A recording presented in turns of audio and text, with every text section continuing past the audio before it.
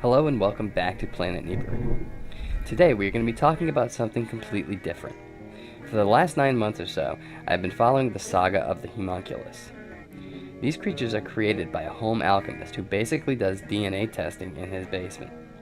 He creates these creatures by making a small opening in the egg and injecting sperm into it. He then seals it for about 40 days, and when he opens it, he gets a little creature that comes from the DNA splice. Today we will talk about this and what it means socially, scientifically, and how it relates to some of the subjects that we normally talk about. So, we'll start at the beginning. About 9 months or so ago, I was researching home alchemy, and in the course of that, I found some video from a guy who was a home alchemist and who had been having some results from his alchemy. Now, if you've ever investigated alchemy or tried it yourself, you'll know that finding any proof or results is a pretty hard thing to do. There are many people who claim that they have done this or that, but proof is fleeting at best. I have never seen a well-documented video for anything related to alchemy, so you can imagine my joy at not only finding proof in the well-documented video of the end result, but also the entire process laid bare on video for us.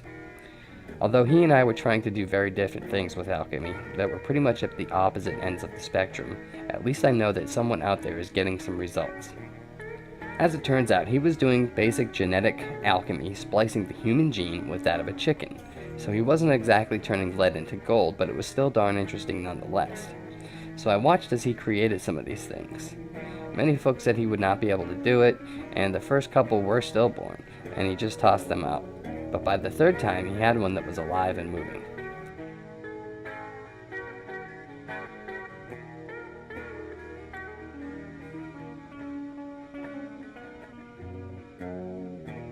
The third one was short-lived though, because it spit some kind of fluid out at him, which he called poison, and then he smashed it on the table.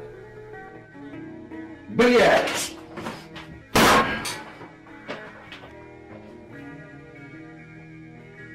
Ну, теперь он точно мертв.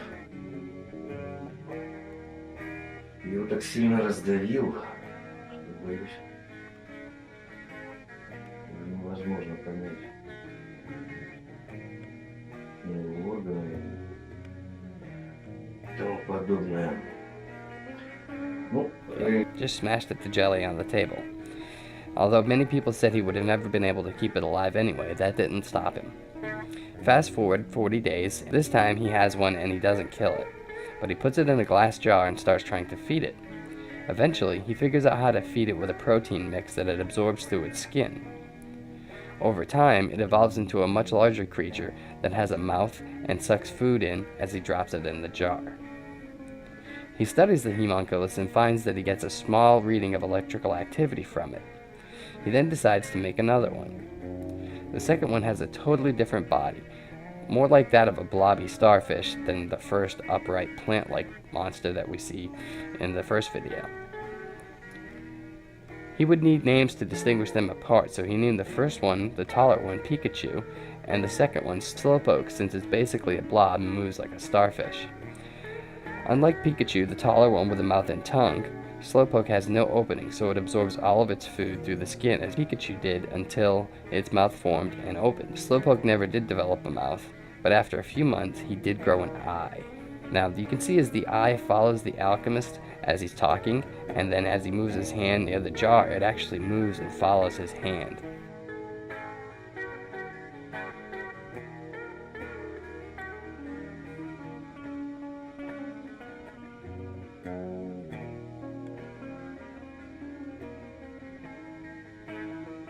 I was totally amazed when I saw this.